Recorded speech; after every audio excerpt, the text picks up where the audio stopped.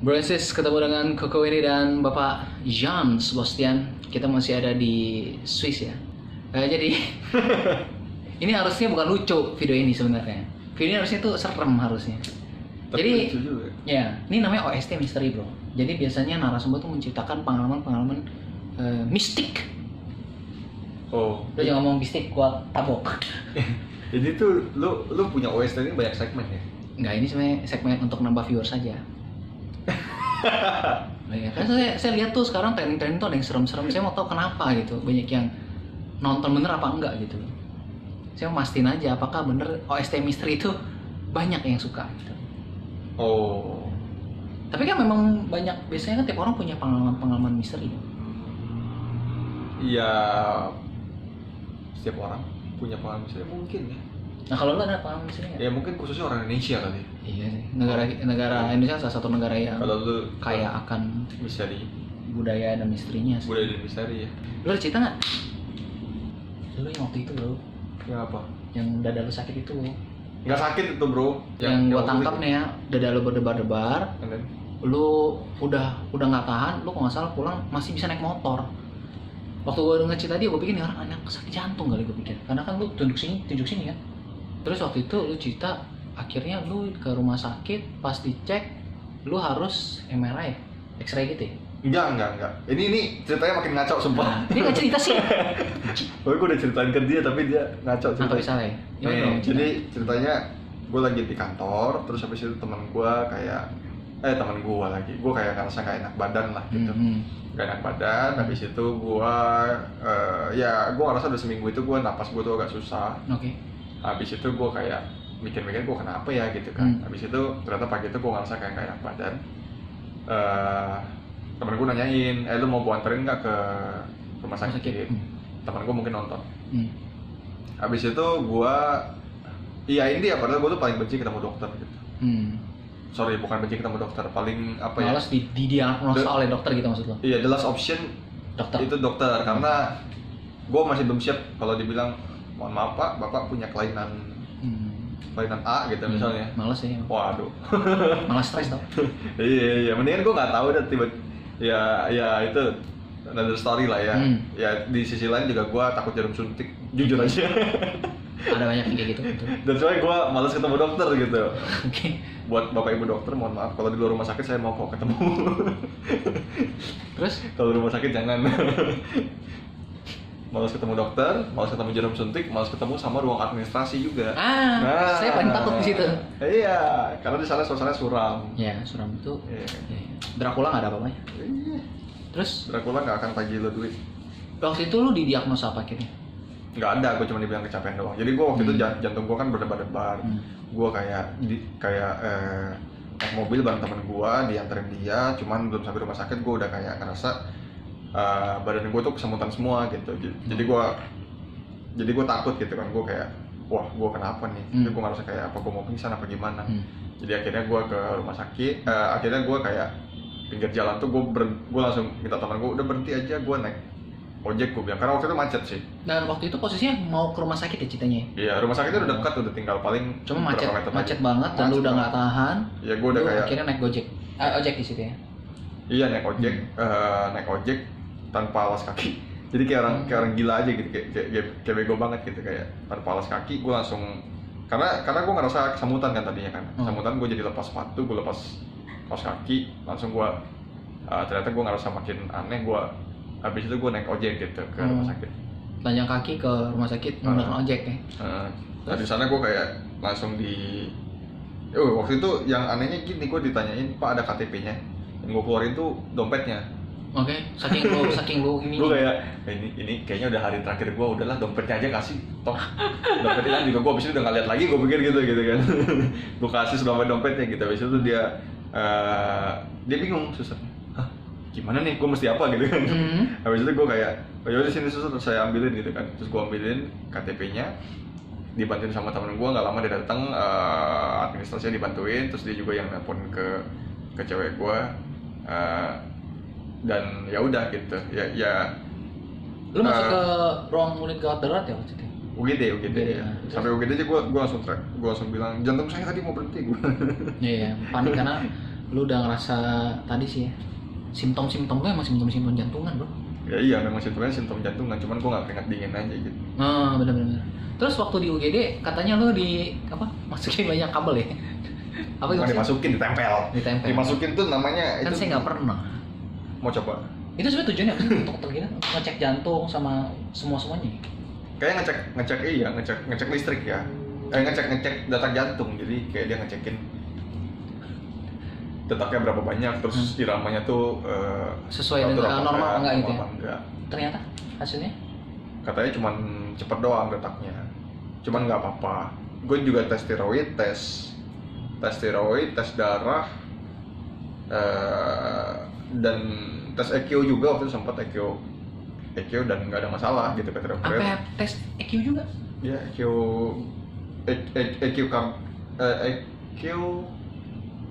EQ yang ditempel-tempelin alat itu lah, gue lupa nama lengkapnya EQ apa. Oh, tau gak sih? EQ kardiograf kalau nggak salah. Oke. EQ ya, bukan yang tut itu EKG juga, cuma beda. Ini yang dia pakai gelombang suara buat ngelihat struktur jantung gua gitu. Oke. Dan hasilnya katanya cuma detak jantung lu cepat aja gitu. Iya. Nah, terus kalau nggak salah ada kejadian lagi kan setelah itu? Ada. Itu lu nginep gak sih? Nginep gak sih di rumah sakit? Pengen nginep sih waktu itu. Karena lu udah takut juga sih. Bukan. Karena kalau gua rawat jalan, makan budget kantor. Oh, lu nggak enak. Kalau nginep nggak motong. Oke. Bangsat Tetap dibayarin juga. Boleh juga sih. Sekalian aja ya mendingan. Iya, kayak nginep nggak dikasih juga ternyata. Pulang aja, nggak apa-apa udah kan. Oke. Tapi waktu itu kondisi udah agak enak kan ya? Nah, yang di sini yang bilang kalau rumah sakit tuh komersil, nggak semuanya sih gua rasa. Kayaknya gua rasa kalau waktu itu dia komersil dia bakal nyuruh gua nginep sih. Iya. Nggak juga sih. Soalnya simptom lo biasanya kalau di rumah sakit jahat kan bisa ngomongnya aneh-aneh ya. Iya. Tapi memang gua disuruh periksa sih ke dokter jantung spesialis. Terus apa lagi? Kalau nggak salah setelah itu ada kejadian ya? Ada. Berapa hari kemudian atau berapa bulan kemudian? Enggak, cuma itu selama sebulan tuh gua ngerasanya kayak susah aja sih gitu, kayak sepulang dari rumah sakit? Iya, kayak masih nggak enak aja gitu? Nggak enak. Sepanjang bulan nggak enak kok. Sepanjang bulan nggak enak, habis itu kayak bingung aja gitu. Kata dokter gua nggak apa-apa, tapi kok rasanya gua kayak kenapa-napa. Itu selama sebulan itu yang lo rasain itu masih tetap suka kambuh? Kambuh tiap hari bro. Tiap hari? 3 anjir. Lu malam-malam tahu melek, tahu lu lagi berdebar-debar gitu kan. Nah kalau nggak salah lu ada ke rumah sakit lagi ya? Ada. Jadi waktu itu setelah waktu itu tuh gua kayak sembuh kan. Kayak gua ada fase breaknya gitu lah, kayak nggak kambuh gitu ya? Ya jadi gue kayak bener-bener semua hal gue bikin low gitu, kayak buat kerjaan gue bikin jangan yang lembur-lemburan, habis itu gue istirahat lebih banyak, makan lebih teratur, akhirnya dia agak turunan gitu, agak mendingan.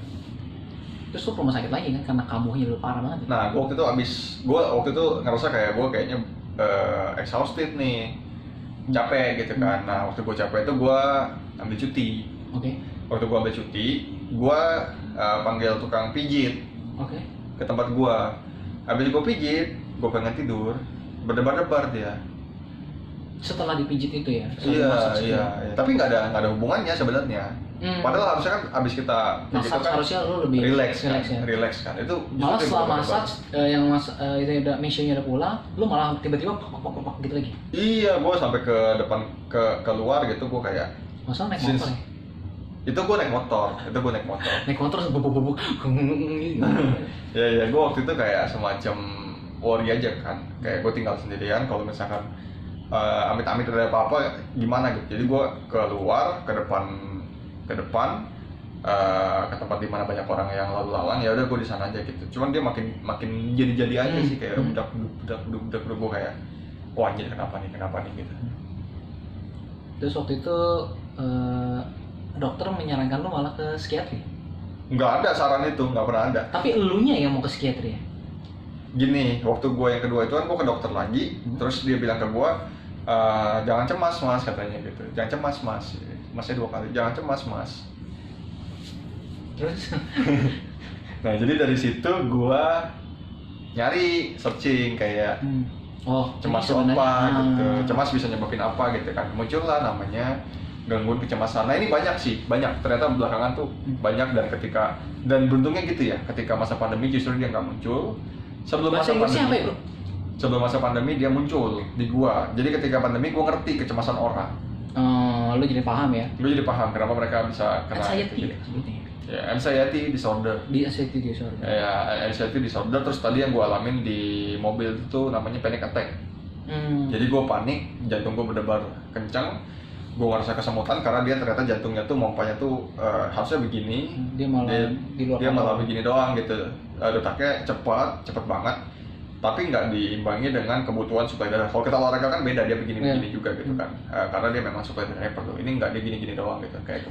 Sebenarnya panic attack dengan anxiety disorder ini bukan satu kesatuan ya bro? Beda. Jadi orang yang kena anxiety itu ngerasa nggak nyaman, tapi kalau misalkan panic attack itu beda lagi. Panic attack itu dia justru ngerasa panik gitu. Jadi kalau anxiety itu Lebih kayak gini lah, lu kayak berdiri di lantai 4 mall, ngelihat ke bawah. itu anxiety. Padahal lu ada pembatas. Kalau lu fobia sama ketinggian tuh lu ngeliat ke bawah langsung, rasanya takut gitu kan. Rasanya kayak nggak nyaman, nggak takut lah, nggak nyaman. Tapi kalau lu lihat ke bawah secara terus-menerus dan lu ternyata punya ketakutan sama ketinggian gitu. Atau lu takut apa deh, misalnya takut kecoa dan lu tuh didudukin sampingan barang kecoa gitu misalnya. Padahal lu punya trauma misalnya. Iya. Misalkan lu punya kayak semacam ketidaknyamanan, ya itu nggak nyaman aja gitu. Rasanya kayak ada yang ngeganggu. Padahal kecoanya tuh nggak Diem ganggu aja. lu. Ya, saya dia diem doang gitu. Padahal dia nggak ngapain lu. Nah kalau misalkan panik itu tuh kayak kecoanya tadi udah terbang, nempel muka lu gitu. Oh, oke. Cuman kalau tadi yang ibarat di mall tuh kayak lu di lantai 4 ternyata teman lu ada yang ngejorokin lu lu tuh soalnya udah jatuh ke bawah gitu. Tapi lagi belum nabrak lantainya, belum di end gitu. Lagi di tengah-tengah sini, lu tahu bakal di end gitu. Semuanya dia takut tuh kayak gua tuh bakal di end segera gitu. Tapi belum nabrak aja. Kalau nabrak kan di end kan. Di tengah-tengah sini. Nah, lu kalau mau nyoba boleh lah. Tapi taruh kasur di bawah. Nggak juga dong. Don't try it at home. Nah, lu sudah nge-searching saat itu apa itu kecemasan? Ya, gue cari sih kayak kecemasan, terus dia bilang Panik. muncul gangguan kecemasan, habis itu ada panic attack, dan gue ngerasa bahwa ini nih yang gue rasain banget nih, kenapa nggak ada yang ngasih tahu ke gue nih bahwa ini tuh. Lucu ya, yang diagnosa malah lu sendiri. Iya, berawal Iya dari kan? kata-kata dokter doang. Kamu jangan cemas gitu kan, gue cari cemas. Stres. Waktu itu gue juga dibilang sama dokter stres gitu. Padahal lu tidak merasa stres ya? Ya memang orang stres tuh nggak akan ngerasa stres. Sama kayak orang gila nggak pernah ngerasa dirinya gila, orang mabok nggak pernah bilang gue mabok. Tapi ini, gue sama Jan tuh pernah satu kantor, tapi gue nggak pernah ngeliat tuh stres sih. Stresnya lu tuh tipe yang, aduh, habis itu berapa jam kemudian beres aja gitu. Tipenya dia begitu. Tapi waktu kejadian ini kan kita saat itu kita udah nggak sekantor ya, bener ya? Nggak lama setelah lu searching, ini kayaknya gue banget, lu akhirnya ke psikiatri. Iya, gue nyari psikiatri karena rasanya nggak nyaman banget, gila bro. Lu sepanjang bulan tuh kayak tadi ya, lu duduk bareng kecoa selama 5 menit aja lu pantat lu gatel gitu kayak, atau kalau nggak lu ngerasain Takut benci takut gitu kan. Seperti itu. Ini sebulan penuh gitu misalnya tuh sampai nggak tuh duduk bareng kecoa. Ya ada dua sih, bisa jadi lu jadi resist gitu kan, bisa jadi lu jadi kayak biasa aja, ya udah kecoa udah biasa aja buat gua. Atau yang nomor 2, kalau ternyata itu makan ke kepala lu, maksudnya mempengaruhi pikiran lu bakal ngerasa nggak nyaman banget kan. Lu mau kerja, lu disuruh orang makan susah. Let's say lu disiapin makanan sampai lu udah kecoa, gimana sih Lu rasanya? lu sudah sampai di tahap level yang segila itu ya? Iya, cuman kalau misalnya dilihat ke Dari orang awam biasa aja, tapi kalau buat lu tuh udah enggak, dari orang awam tuh mungkin gini, yang nggak ngerasain itu nggak bakal ngerti. Lu Iya. pernah mabok nggak gue tanya? Iya, gue ngerti maksudnya, bener-bener. Nah, gue nggak pernah mabok, gue nggak bakal pernah tahu orang mabok tuh rasanya kayak gimana gitu kan. Makanya kalau kayak sekarang ya, kayak gue kan tidak merasakan panic attack dan tadi ya anxiety disorder.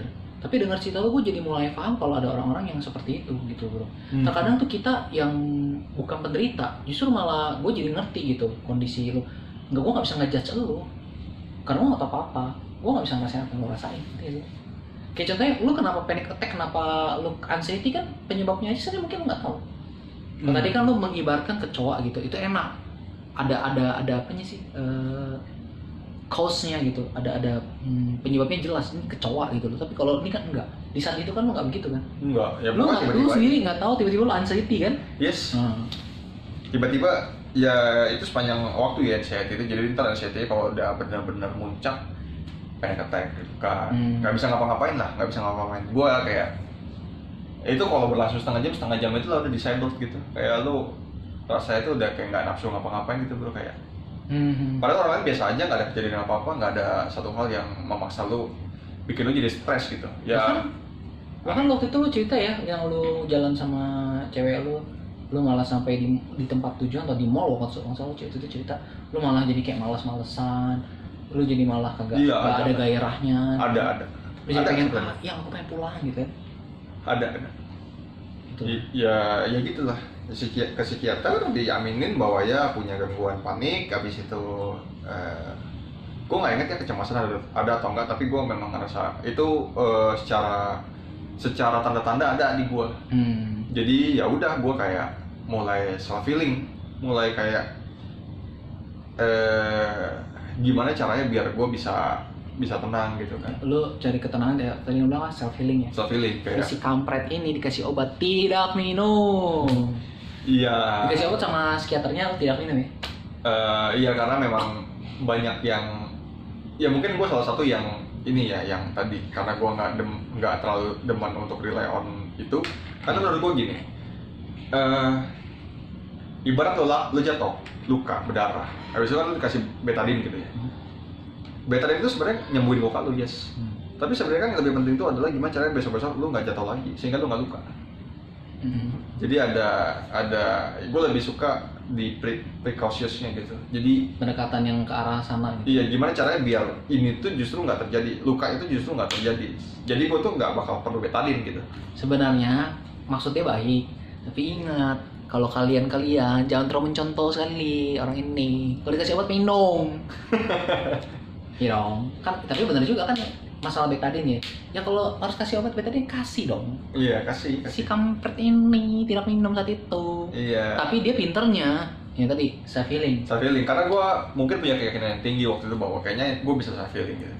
Kayaknya gue bisa self healing, gue bisa kayak coba metode-metode tertentu supaya gue tuh nggak deg-degan gitu, nggak ngeganggu gue. Gitu. Karena menurut lo, kalau nggak salah lo pernah ngomong ya, ini bener apa nggak ya lo ngomong gini? Sakit lo kan di sini dalam. Obat itu tuh cuman lebih ke fisikal ya? Enggak, bukan gue yang ngomong, orang lain. Tapi waktu itu lo punya alasan untuk self healing lebih ke arah psikologiknya lo, itu bagus lo. Ya kalau gue pikir gini sih, kayak itu kan masalah dari otak gue ya. Dan kebetulan gue juga cukup pede dengan kemampuan dari otak gue, jadi gue kayak bilang kalau itu penyakit di otak gue dan harusnya bisa diselesain sama otak gue juga gitu. Untuk ukuran yang mengalami anxiety dan panic attack sih lo termasuk yang cukup pede lo. Banyak orang yang terlalu lepas terhadap penyakitnya, udah. Gitu. Banyak loh, kalau misalkan lu gini di Indonesia tuh masalahnya tuh bukan ada atau enggaknya, sebenarnya bisa jadi ada ya. Cuman banyak yang masih punya pemikiran bahwa sakit jiwa itu tuh cuman yang gila doang gitu, padahal enggak. Gila tuh udah, jadi orang kayak mikir kanker tuh cuma ada stadium 4 doang gitu, padahal enggak. Kanker tuh ada juga yang dari stadium 1-nya, 2-nya, 3-nya, 4-nya gitu kan. Gila tuh udah stadium 4 bro, udah kayak wah udah bubar lah itu. Cuman kalau kita kayak banyak juga kan kayak orang kanker stadium 1 masih bisa sembuh gitu kan. Karena ketahuan lebih dulu gitu. Cuman kalau dibiarin makin lama makin parah bisa jadi stadium 4 nggak diobatin. Kalau kita nggak tahu cara pengobatan sendirinya, boleh harusnya minum obat itu. Jadi kalau misalkan gue waktu itu nggak punya keyakinan yang tinggi terhadap diri gue sendiri, ya mungkin gue bakal minum juga gitu. Dan kebetulan juga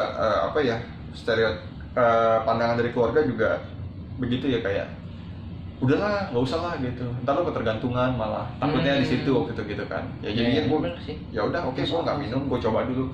Cuman gini, gue selalu obat itu selalu gue kantongin. Nah ini bagus. Jadi kalau gue waktu itu pemikirannya sederhana, kalau gue ngalamin hal serupa ya udah gue minum. Iya, ada persiapannya loh. Ada. Jangan bodoh lah kalian tuh. Dan gue sekali minum ya berarti gue harus komitmen sama diri sendiri, gue bakal minum terus. Tapi ternyata gue nggak perlu obat itu. Karena self healingnya lu tergolong berhasil walaupun perlahan banget ya, Bro. Ya tadi ya. Saya kan mau nggak salah waktu itu lu cerita. Lu jatuh, luka dalam. Ya. Caranya kan 2. 1, lu jahit, seolah sembuh. Padahal memang itu masih sakit banget gitu kan. Atau yang kedua, lu biarin aja, kayak ya udah tuh pakai obat, lukanya lu rapetin gitu misalnya. Mungkin lebih lama tapi Panjang. nikmat gitu. Prosesnya nikmat, dan habis itu lo tahu bahwa gue harus ngejaga biar gue jangan luka lagi gitu. Betul. Self healingnya lu itu meditation ya jatuhnya? Meditasi ya. Karena sebenarnya panic attack dan anxious itu tuh jatuhnya mah bukan jiwa ya, sebenarnya psikologi kan. Ya psikologi kan jiwa. Maksud gua lebih ke alam bawah sadar kan sebenarnya. Nggak ya? Gua kurang paham soalnya. Iya bisa jadi begitu ya, ke alam bawah sadar kayak. Ya kalau kalian mah bilang alam bawah sadar itu sama dengan jiwa ya gua nggak tahu sih. Ya kalau secara ilmu kedokteran sih maksudnya ke jiwa ya. Tapi kalau ilmu paranormal aku nggak tahu. Mungkin dia bilang itu nggak jiwa gitu. Kalau ilmu psikologi jatuhnya jiwa apa lebih ke Psikologi kan ngomongin jiwa. saya dengar bodoh sekali. Sok tahu saya. Percaya sama dia aja, jangan saya. Sama gue juga so tahu. Jadi nggak ada yang tahu di sini. Tapi setidaknya pengalaman lu itu cukup ya, gua aja denger kaget loh. Lu waktu datang ke kosan gua cerita ini, itu berapa bulan setelah lu lewatin self healing sih? Kayaknya Kan Enggak, itu kan inget juga gua. sedang kan? itu tuh datang dan hilang gitu, ntar lu kayak karena sebulan penuh, habis itu ntar lu sekian lama lagi membaik, ntar lu kena lagi gitu ya, datang dan hilang aja. Tapi sejauh lu udah self healing sampai saat ini udah nggak pernah kejadian ini? Enggak, dari awal tahun enggak. Gue kayak beruntung juga, gue kayak awal tahun bilang gini, tahun lalu ya, akhir tahun lalu gue bilang gini, ini tahun terakhir gue kena ini, gue bilang. Jadi gue pertama kali kena tuh di tahun 2018 akhir, sekitar Oktober gitu. Dan selama setahun tuh sampai dengan Desember 2019 tuh sangat menderita. Maksudnya kayak gue nggak ngerti kaosnya apa. Kalau gue tadi luka kan enak gitu, jatuh ketahuan luka. Ya benar. Kalau ini kan gue nggak jelas gitu, Ya, kayak apa yang menyebabkan panic attack, apa yang menyebabkan Iya, anxious, iya. lu nggak tahu. Iya, itu beberapa pertanyaan, big question, sampai gue ketemu. Salah satu channel yang bagus tuh channelnya si ini, Eric Wibowo, RIKWIBOWO, Eric Wibowo. Kalau ada ya teman-teman yang kena salah satu gangguan yang terkait sama jiwa, boleh lah dengerin dia cara nyampainya enak banget. Dia bukan dokter, tapi dia salah satu orang yang kena penyakit serupa. Dan gue ngerasa banyak banget dibantu sama dia gitu, kayak dia ngasih tahu lu tuh ada fasenya gini, caranya lu overcome itu dengan cara gini. Salah satunya dengan cara makan tiap 4 jam sekali katanya. Gue ikutin, sampai sekarang gue tetap makan 4 jam sekali. Walaupun ngemil gitu ya. Makan berat. Kalau Kalau kena ini makan berat, karena itu teori dia begini. Ada 2 penyakit lambung. Satu itu tuh dispepsia fungsional, satu dispepsia, aduh lupa gua. Intinya gini, satu tuh yang beneran ada luka di lambung lo, satu lagi tuh enggak, jadi fungsinya terganggu. Nah sebenarnya tuh kita tuh kena yang dispepsia fungsional, yang fungsinya terganggu gitu. Nah kalau kena yang fungsi lambung terganggu, maka lu bakal ngerasa nggak nyaman. Lu ketika asam lambung naik tuh nggak nyaman gitu kan. Ketika asam lambung banyak, bukan naik ya, kalau naik kan sampai sini gitu, karena panas gitu kan. Asam lambung banyak tuh kan nggak nyaman rasanya, lapar itu kan nggak nyaman rasanya. Nah makanya untuk neken ini makan 4 jam sekali. Nah jadi kalau lu nggak lakukan itu, maka asam lambung banyak, lu nggak nyaman, lu kena yang namanya anxiety disorder tadi. Anxiety gitu kan. Ya itu dalam case tertentu lah ya. Nggak setiap orang lapar kena anxiety sih, lebih sering kena mas. Tapi orang lapar biasanya moodnya nggak bagus. Iya, orang lapar moodnya nggak bagus kan. Nah, kalau saya 4 jam sekali, badan saya segede apa ini? Segede gua.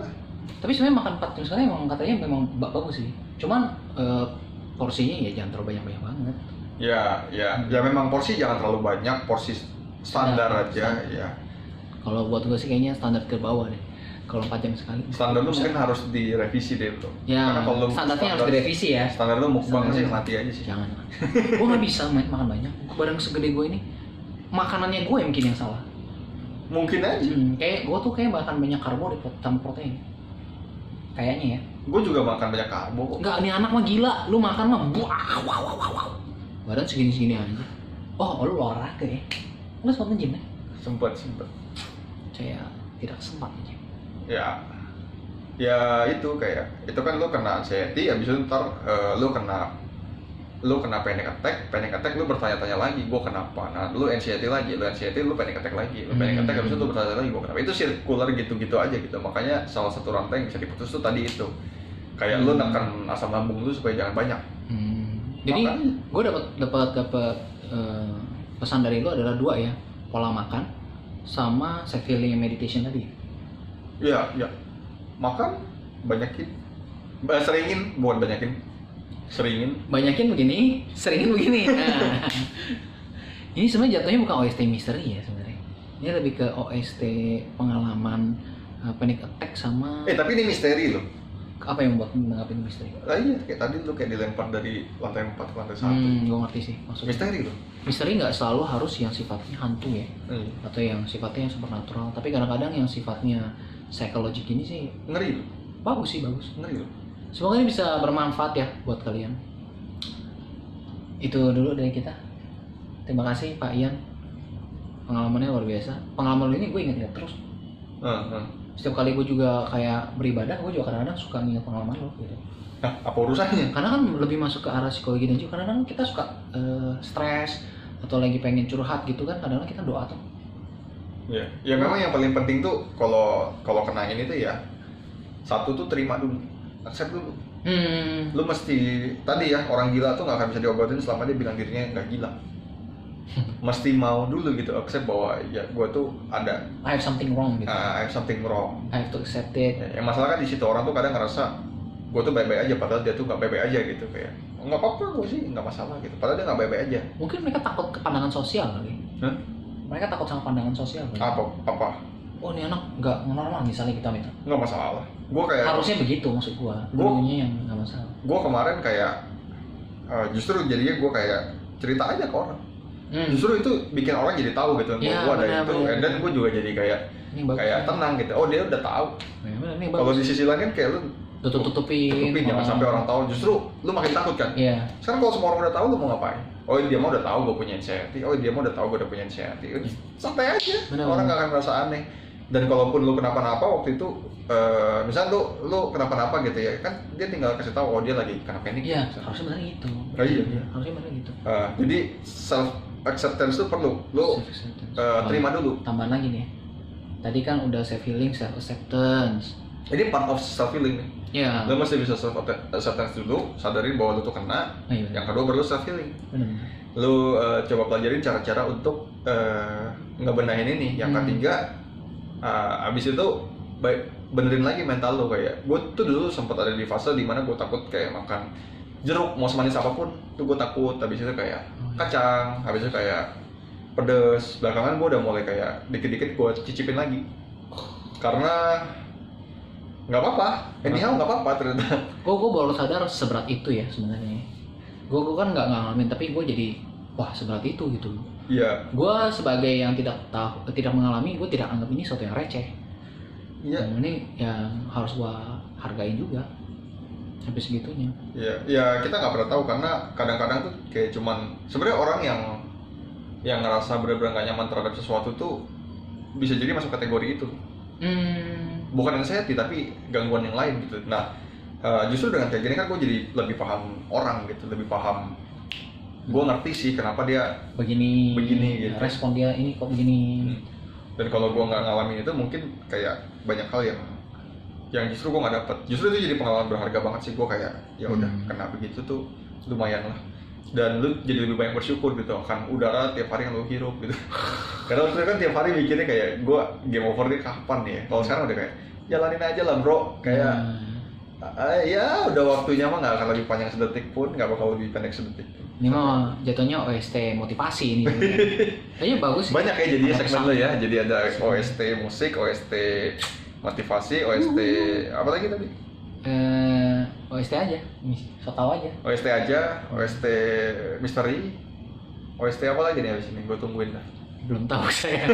semua tergantung narasumber sih. Kalau kayak lu kan, gue nangkep banget nih banyak gitu. I see. Video sebelumnya aja udah luar biasa. Bapak Ian, luar biasa sekali. Bapak Wendy. Itu dulu karena ini sudah setengah jam ya. Luar biasa. Iya. Terima kasih Bapak Jan. atas waktunya. Terima kasih, ntar kalau ada AdSense bagi-bagi ya. Oh, saya mah kalah dengan, aduh jauh. Bapak ini udah wadadiu. Thank you bro. Thank you. Habis ini saya mesti balik ke Nairobi ya, karena Swiss ke Nairobi kan lumayan. Oke, see you guys in the next video. Tutup.